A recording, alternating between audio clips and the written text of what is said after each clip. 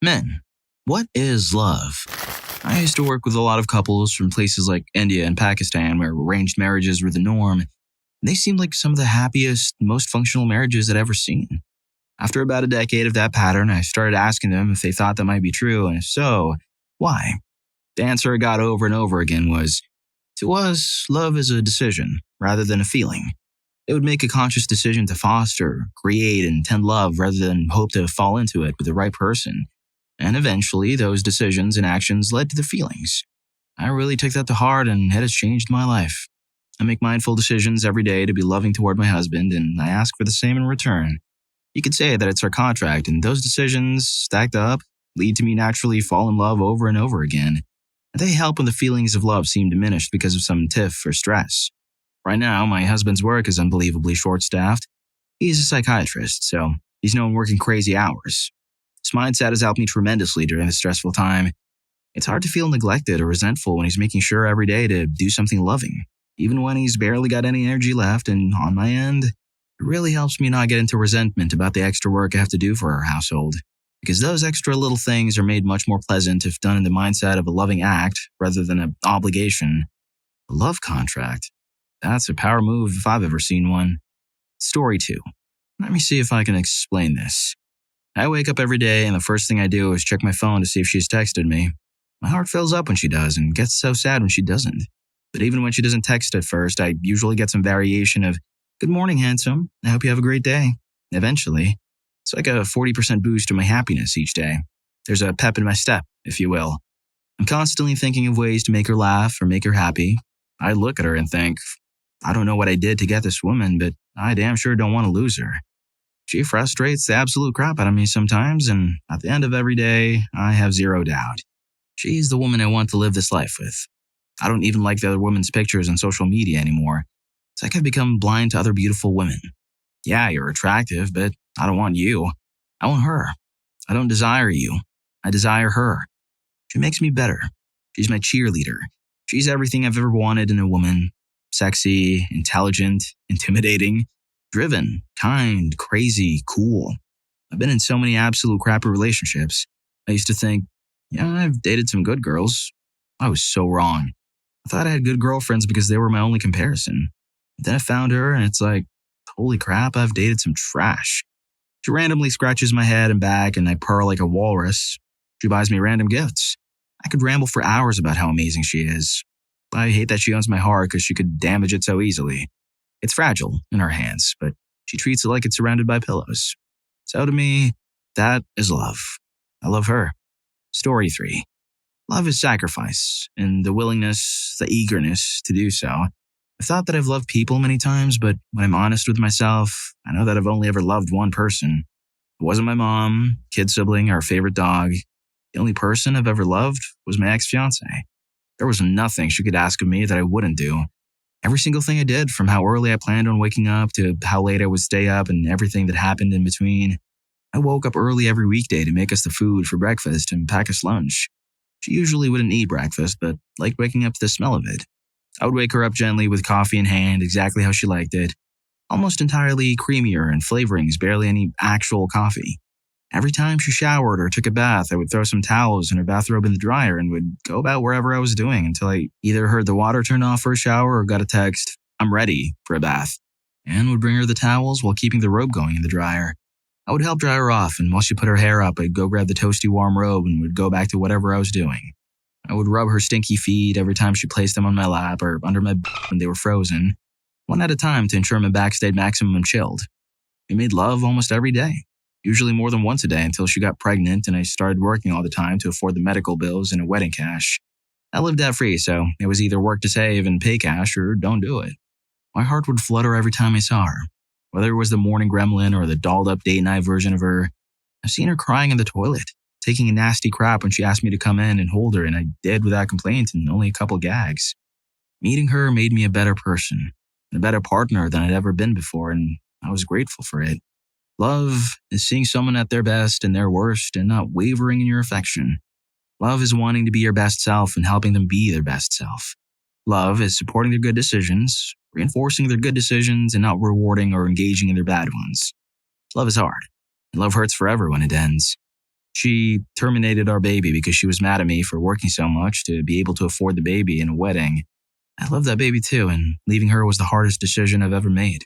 Sorry for breaking your heart if you read this whole thing too. Story 4. I hate to be that guy, but I was previously married. I've been in multiple relationships since, and I always heard, you'll know when you feel it. I just assumed something was wrong with me because I never got that feeling.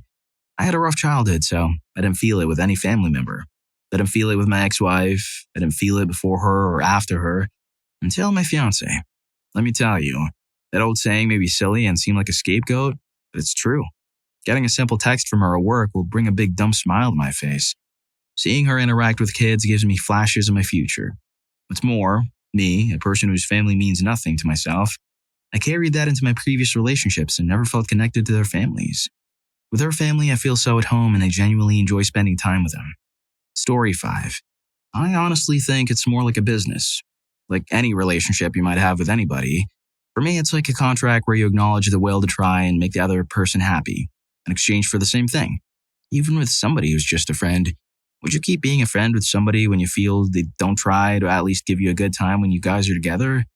Codependency seems, to me, to be the right word to describe it. In a monogamous relationship, it's like a more exclusive kind of codependency. I think we're a really self-centered species. When you meet somebody new, what is the process like?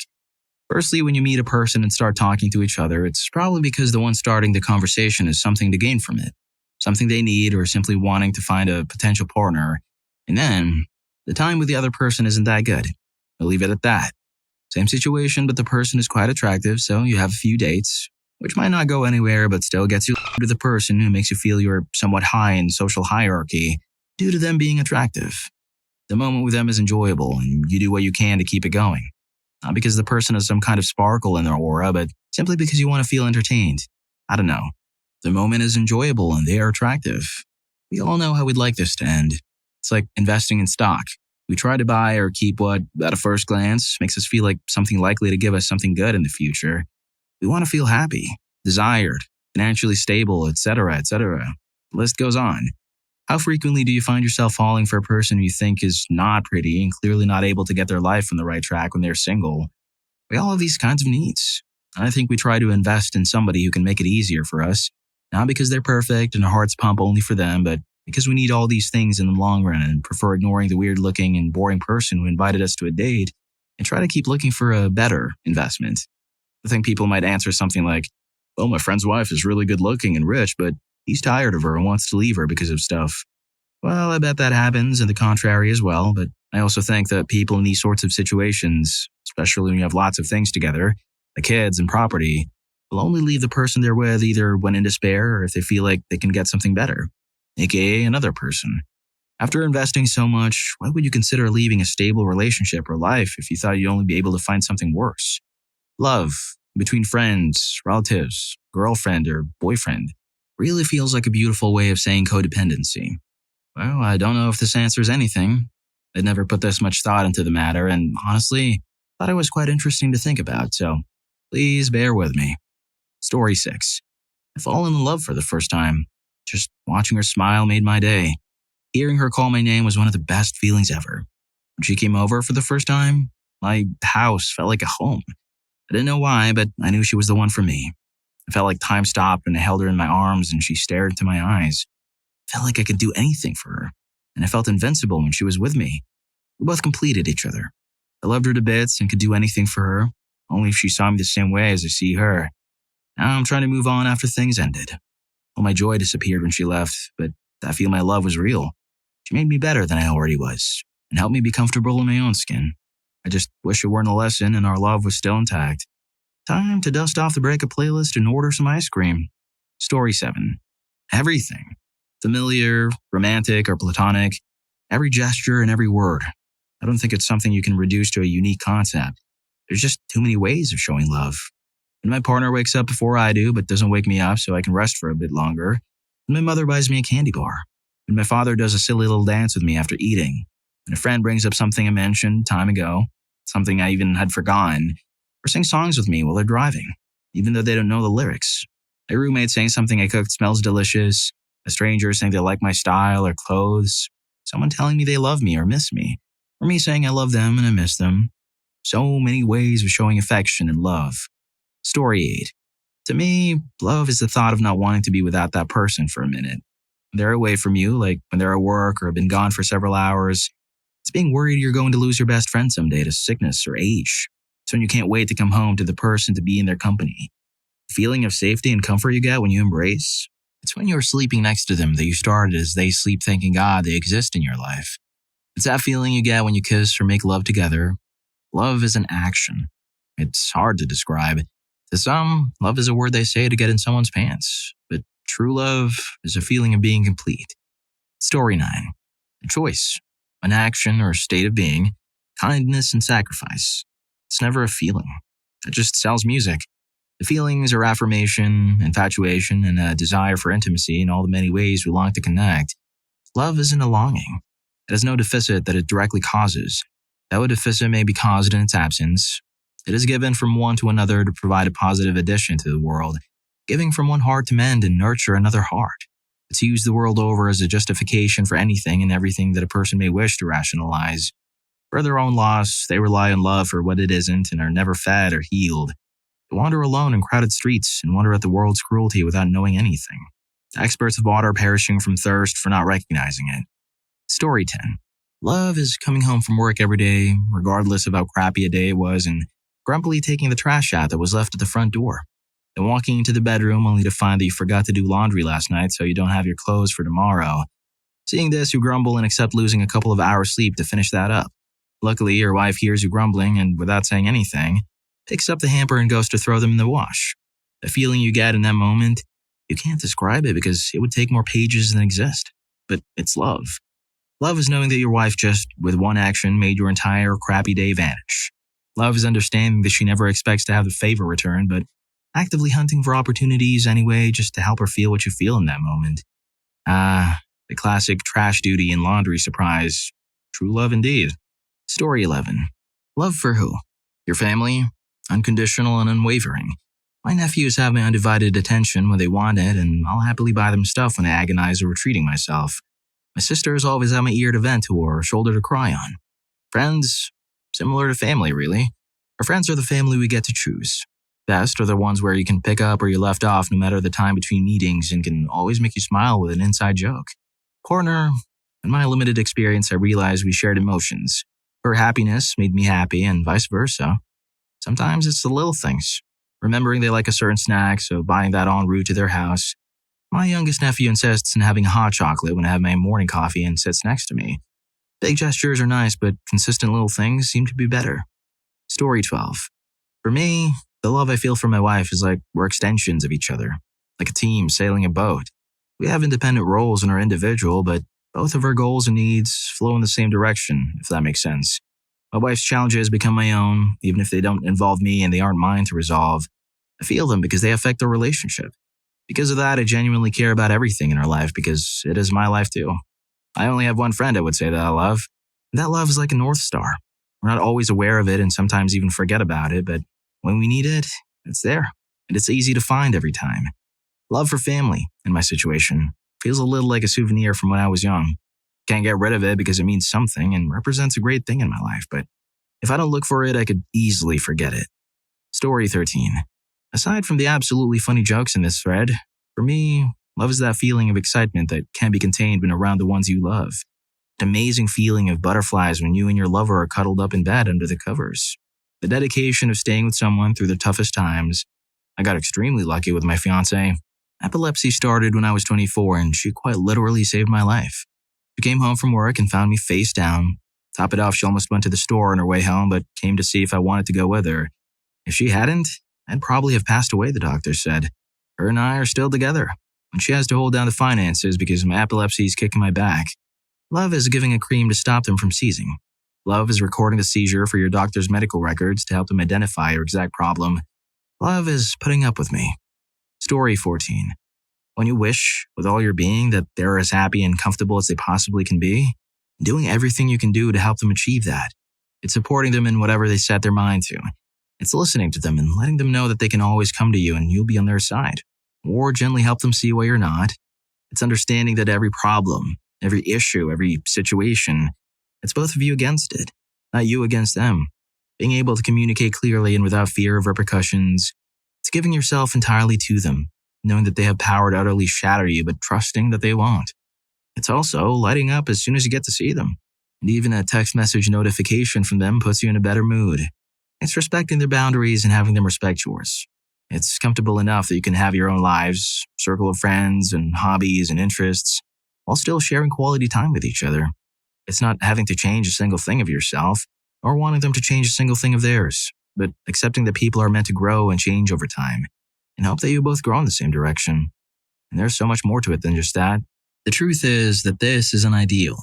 It will most likely not be the case for the vast majority of the population. In almost every case, there will have to be compromises and sacrifices. You'll need to work on changing things about yourself that they don't like, and many times for good reason, while helping them do the same for you.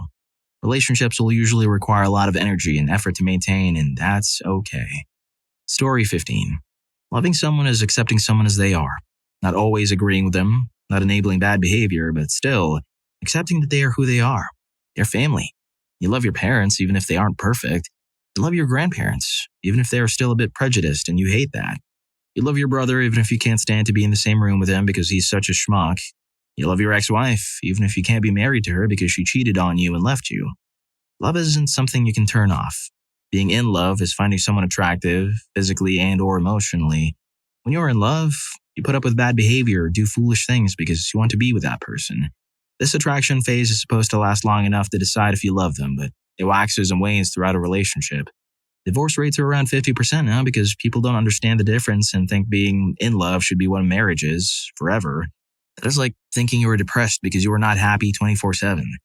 Happy and sad are supposed to be temporary states of being. Hormonal attraction is the same. Loving someone is a choice that, once made, is irrevocable, even if you cannot remain in a relationship. Story 16.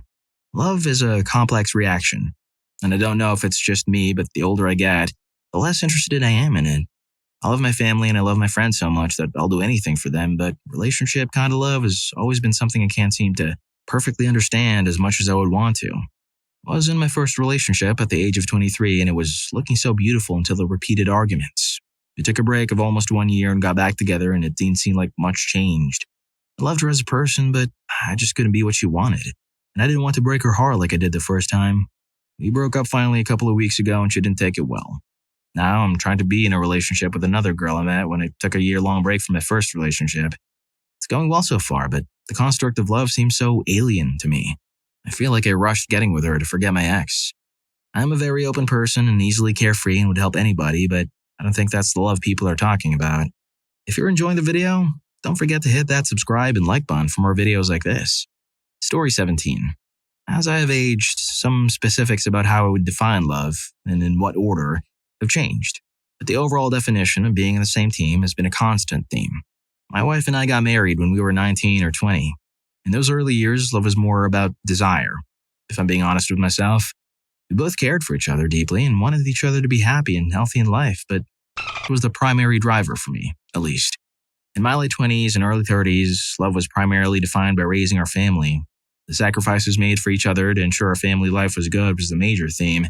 Finishing college, foregoing things we wanted to do to save for a house and kids, my wife retiring to become a homemaker, and spending whatever small moments we had with each other were how we showed our love. We're now in our late 30s and our kids are much more independent. They still require some attention. Homeschooling and after-school activities being perhaps the largest time sink these days. But my wife and I are beginning to focus more on each other. Life is turning into experiencing new things together. This phase of our love seems dominated by new life experiences. Nothing too crazy, but things like ice skating for the first time or going to the orchestra. For me, as we grow together, love has been evolving and changing. Different stages of our life require us to show our love in different ways. Story 18. Love is the comfort of wanting to be with someone for who they are, not what they can do for you. To appreciate each other and help each other move forward in the best and worst of times. To choose to take care of yourself and have your significant other support you in that process. Love is not the temporary fling or the crush and rush of endorphins. Love is not the ability to make sacrifices for each other, but the willingness to collaborate and make a life together. Life is not kind, it is not gentle, but if you have a partner who tries to understand, somebody who actually took the time to get to know you, life will never be lonely. At times, it may be really difficult, and at those times, understanding and compromise will show how much people really care about you and how much you really care about them. My wife and I have only been together for almost a decade, and not all of it has been good, but even at the worst of times, when our marriage was failing, she tried to understand and work together with me. We may not always see eye to eye, but we can always find a middle ground. Story 19. Love is many, many things and difficult to define. While many posts here have spoken of certain elements or situations of love, there's one that's sometimes overlooked, as many perceive love as integrated in feelings and emotions. While occasionally love is just choices, and sometimes those choices are going against your emotions for someone else's need or wishes or emotions, etc., love can be an action which sucks for you to make if it makes things better for someone else, or even emotionless if it benefits someone else. But likewise, it can be love to choose an egoistic action that benefits you because you can also love yourself. Love is complex and comes in many shapes and forms. But if love here means romantic love, then that's, among other things, respect for each other, partnership as equals, best friends, and trust. Story 20. Female here. I love my friends. My girlfriends are amazing. But most are crappy wives. They said I do too much and I do too much for everyone, but here it is. Love is both of you working, but you've been running around in heels all day, and instead of throwing together some crappy casserole, you make an amazing meal because you treat your man like a goddamn king. Then attend to the kids who get homemade everything. Love is not doubting. It's about recognizing another person's pain and wanting to fix it. It's putting the other person first and really doing it. It's about making sure your partner feels valued. It's about slipping a note under his ascot so when he gets ready in the morning and you leave before he does, he knows you're thinking of him. It's making his coffee or sending him lunch at the office because you know he has back-to-back meetings and a month-end report is due, and he now has another territory to take over. It's about sending the kids away and getting a sitter spontaneously and having a romantic evening. It's about being absolutely wild for your partner and doing things that make you happy because they're happy. It's waiting at home with Smith and Walensky steaks, bare and heels with his favorite hot sauce. Knowing the other person, loving all their flaws. Taking all the self-hating and pain, self-doubt the world's thrown at them, and loving them so hard that the past doesn't matter. But most of all, love is blind faith. It's going on, not knowing what the outcome is, just loving a person so much that you believe they'll never hurt you. Love is beautiful, natural and organic, pure. Story 21. It's where they love you because of you and not because of your looks or size, where you're the only man she wants occasionally have fights, but she always understands and stays with you where you can just pour out all of your problems. Because you have that level of trust, and no matter what happens, she stays by your side and helps you through anything where you're the only man she needs in her life. Where she allows you to have friends that are girls, but tells you when she gets uncomfortable, then you just talk about it. And you are just the happiest man whenever you see her face and when you show each other that you care about each other. And you just want to be together through anything and everything. Story 22. I was actually explaining this to someone the other day. Not everyone wears glasses, so I'll do my best to elaborate. Falling in love is really similar to the first time you put on glasses. I was in 5th grade when I got my glasses, so I remember it well. The important thing to note is that I didn't know what I was missing. I enjoyed paintings, sunsets, mountaintop views, all of it. But then I put on my glasses. For a moment, I was in bliss. Because of the glasses themselves, that's the honeymoon phase of falling in love, the act of seeing things clearly made me happy. And I got used to it. That didn't matter though, because now my threshold for happiness had increased. The fact that I could see so clearly made a good movie great. It made a nice painting beautiful. That's what being in love is like. It complements all your experience, makes them better. Contrary-wise, if you don't wear any, you can imagine what losing your glasses would be like. For a while, the act of not having glasses would make you upset. Damn, I can't even believe I lost my glasses. But that would wear off. However, you'd be left with a nagging feeling that everything nice you're doing could be just a little bit better. So now even things that make you happy make you kind of sad. And that's what it's like when falling in love doesn't work out. Story 23. You don't expect it at first. I didn't. Both times I've been in love.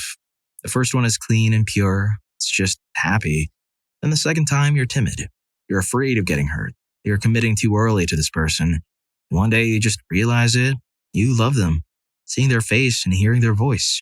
Sometimes you're upset with them though, but you don't want to fight, as angry as you are at the moment and infinite times.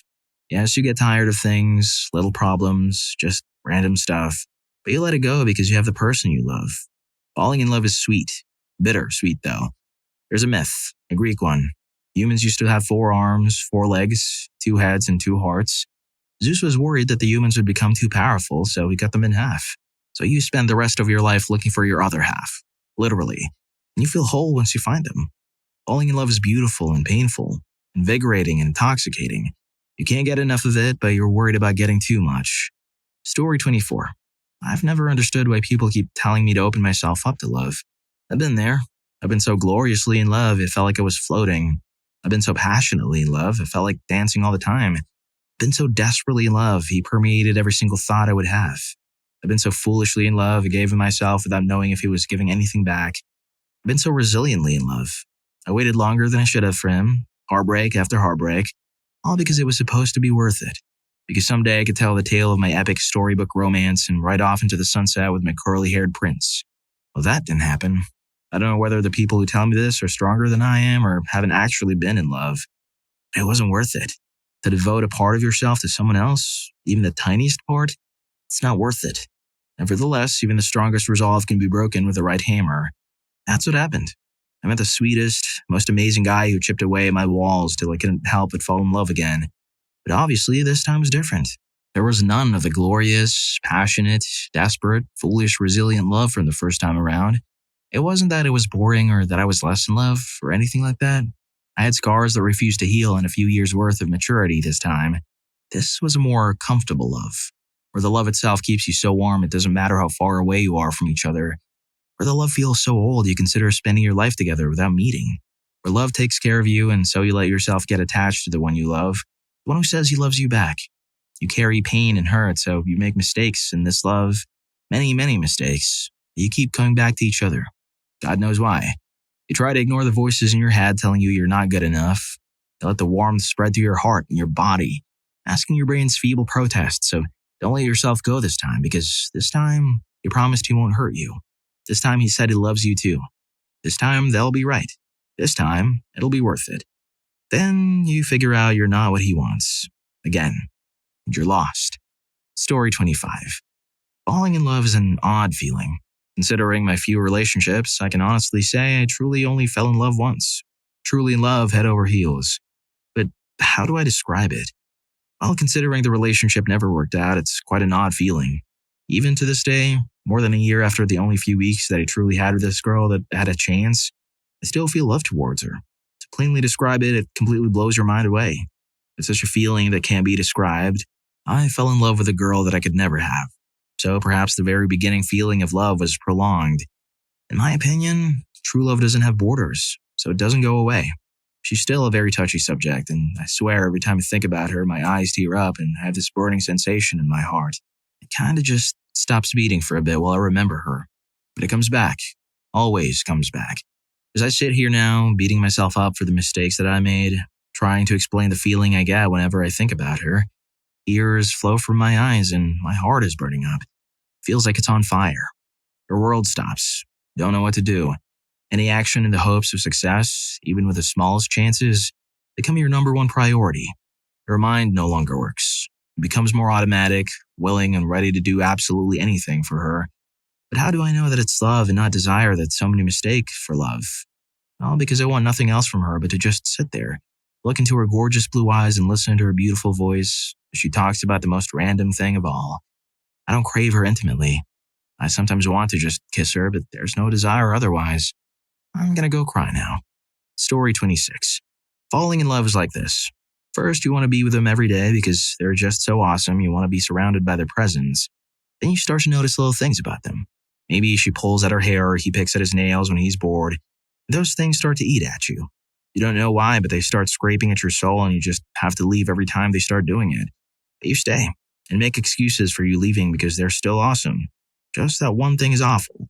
But then more things start eating at you. The way he cleans the dishes or how she seems to not be enjoying the jokes you have anymore. Eventually you say something, in passing, about these little soul-crushing things.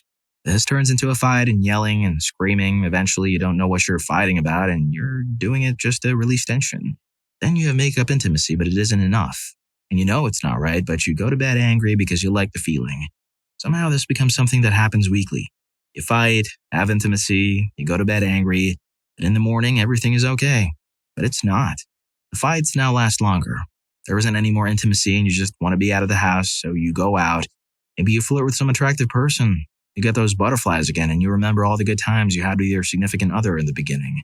So when you go home, they're sitting on the couch reading a book and they look up at you as you come in, smile softly and go back to reading. Suddenly you're overcome with this great crushing happiness. And all you want to be is right next to them, annoying the crap out of them as they read whatever book it is, just so you're in their presence because they're just that awesome. So you walk over, kiss them, apologize for the fighting, and promise to make everything better. Story 27. The day I realized I was in love was the same day my grandfather passed away. There have been two images that have been flashing in my mind over and over since my grandfather's passing. One is the sight of him taking his last breath, the stillness in the air as everyone waited to see if he would breathe again when in our hearts, we knew he never would. It was my first time being in the same room as fate. Fate, until that moment, had been merely a phone call, a hand that held mine and whispered gently in my ear. It was childlike. Now you see me, now you don't. No one tells you that there's a split second between life and passing that temporarily is awful in every living being who witnesses it. And even when it spits you back out, it stays with you. Like the way you smell like bacon after you stand in the same room or someone's been frying it. No matter how much you comfort yourself with the thought of how old he was or how full of life he lived or how much love filled the room where he passed away, you will find yourself having out a few solitary tears during your morning shower. And you'll squint your eyes to keep from crying as you remember it throughout the day. The other image that flashes in my mind is the image of my boyfriend embracing my mother, whispering the words of comfort that I could not hear, words that were meant only for her. I offered to drive home that night. After all, my boyfriend doesn't even have his license with him. As we are about to turn onto the street that leads to my house, he says he'll stay the night with me if I want him to. I don't answer. I just glance over at him. I slow the car down at the intersection and he points out that the light is green. No one tells you that there is a split second before you realize you're in love. That is the twin brother of the split second before passing. It is a moment where you retreat into your soul more than you ever have in your life, only so you can release yourself in a projectile motion toward the soul of another person. It is a moment in your life when you are the most alive. I'm going to say something to you and I'm going to stop thinking about it too much and analyzing it. I love you. I really do. The words keep replaying in my head over and over, and that's how I know I need to tell you. I love you too, he says. He places his hand on my knee and I keep driving, feeling my heart spill over. Story 28. Love is when she calls you at 2 a.m., asking for a ride home and you've got your keys in your hand before you hang up. Love is when you lay in the bed in the afternoon just chatting about how things are going and how her days were. Love is skipping a few meals so you can buy her dinner on Friday night.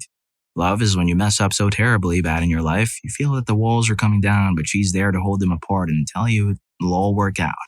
Love is devising a double elimination round-robin rock-paper-scissors bracket for your favorite movies to decide which one to watch. Love is sitting in a restaurant chatting and sipping on your drink until you realize an hour has passed and they're closing. Love is laying on the floor, crying your eyes out, holding each other. Love is the terrifying wait for her time of the month to arrive when it's over a week behind schedule and all of the life rearranging you do inside your head in that week. Love is not being able to fathom a life where you don't wake up next to each other, where your life's ambitions suddenly take a back seat because you just want to give her everything, where your wildest dreams are nothing compared to the reality of owning a home together, raising children, being the best parents you could be. I'm leaving out the most important part. Love is knowing that out there in the cold world of 7 billion people, there's somebody who has no prior relation to you but has decided to welcome you into their lives. That action of allowing your own life to get altered by a stranger is the most beautiful fact of it all and makes me feel so warm inside. It makes me feel like a king to know that I have a queen. Story 29. It's like a person that knows really well and feels super comfortable around. Your best friend. Not someone, but the one who you feel most comfortable around. You text them all the time and have a great laugh with them. Like talk about absolutely nothing and a whole day goes by. You've both been talking and don't even know what about. That person is everything to you. And by that I mean the day is just waiting until you can see them. Everything you do when you aren't with them, you're counting down the hours till you do see them. They are or are part of every single thought that enters your head. You find out something cool or a joke and you're like, oh, I can't wait to tell them that. Every day the dream you have is about them or trying to impress them or just being with them. Every single second of every single day, all you ever think about is them. They are the biggest part of your life. Eventually, they become the voice in your head, literally, the default voice that you think is theirs. They're literally your everything. You would hurt and cry and run and stay out in the rain, travel anywhere at any time, embarrass and humiliate yourself for them, to help them. You put them ahead of you, always give them the last cookie or whatever, and everything, to show them how much you love them. Physically, emotionally, mentally. You just want and ache, literally ache. And you're not in the same room as them, and the only way to make anything better is to be with them. No matter what you're doing, it's crap if you don't do it with them, and anything, even sitting in your room doing nothing with them, is way preferable to going surfing or going out with friends or whatever. It's them, and only them. You extend a part of yourself, for better or worse. You feel complete, like you've been without something for your whole life and you finally found it. Well, if you like these stories, here's more. YouTube thinks you're going to love this. Catch you in that video.